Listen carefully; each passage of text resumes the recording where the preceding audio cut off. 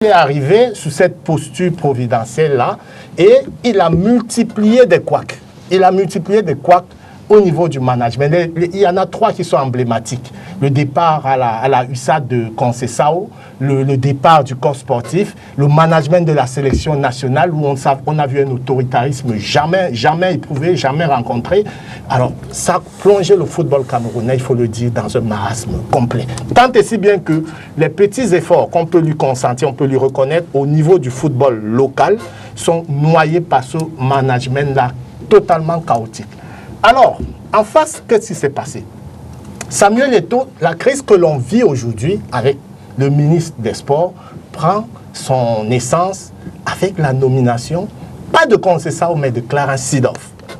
Clarence Seedorf en 2000, et encore, Samuel Eto'o n'est même pas encore dirigeant de la fédération, que déjà il a installé Seydou Boumboundjoya à la tête de la fédération et qu'il peut tenir les manettes d'une certaine... Alors, il impose Clarence Seedorf à la tête de la sélection nationale. Il le dit lui-même, c'est pas moi qui... Il est allé le chercher, il l'a amené. Et Seedorf a connu une canne, on va dire, calamiteuse en 2019. Le ministre a pris sur lui de faire partie Clarence Seedorf alors que Samuel Eto'o n'était pas d'accord. Il aurait voulu qu'on laisse un peu plus de temps à Seedorf. Clarence Seedorf est parti et le ministre a fait venir Conceição.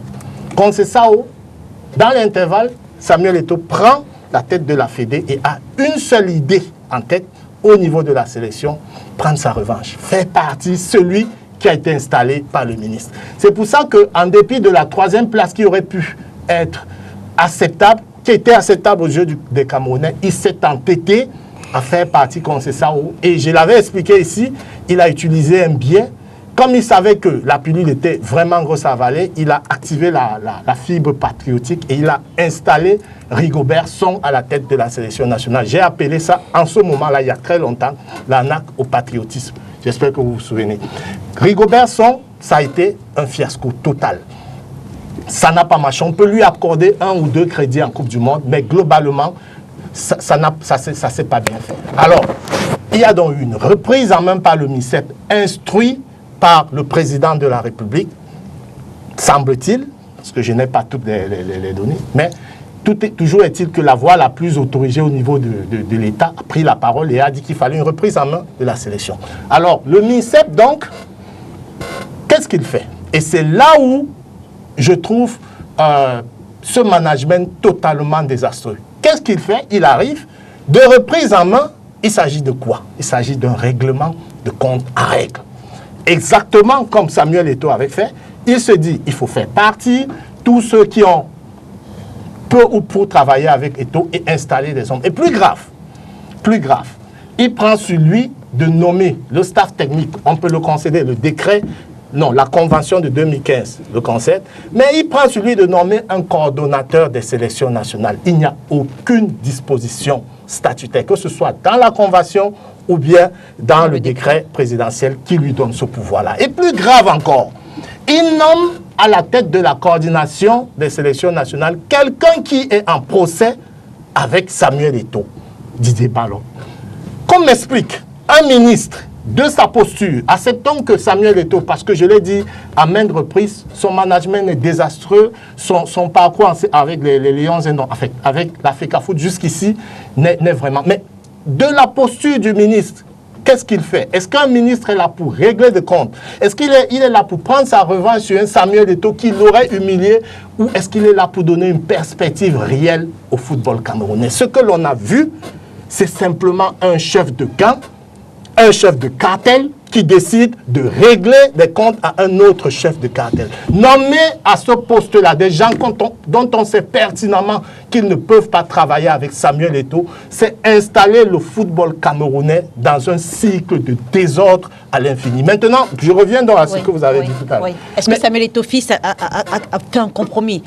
Est-ce qu'il a fait des concessions? Non, il n'y a pas de compromis, il n'y a pas de concession. On est dans une situation... Parce qu'il a quand même reconnu 4 des personnes nommées par le ministre. Il est quand même conservé. On est dans une situation de guerre ouverte parce qu'il y a un acte ministériel.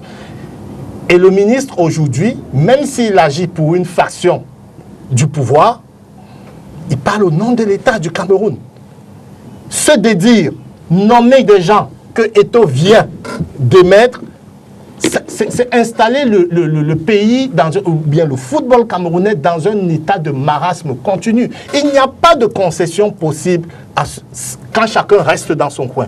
La convention de 2015 préconise la concertation. Oui. Ce qui aurait été efficace de faire, c'est de s'asseoir et de se dire, on est dans une situation de blocage, qu'est-ce que l'on fait? Mais quand chacun reste dans son coin et puis publie une liste, dit j'ai nommé tel à tel, c'est pour que demain le ministre revienne à la charge et dit je ne reconnais pas tel, et je ne peux pas travailler avec lui. Et puis il y a autre chose, pour finir avec Samuel Eto'o. Oui.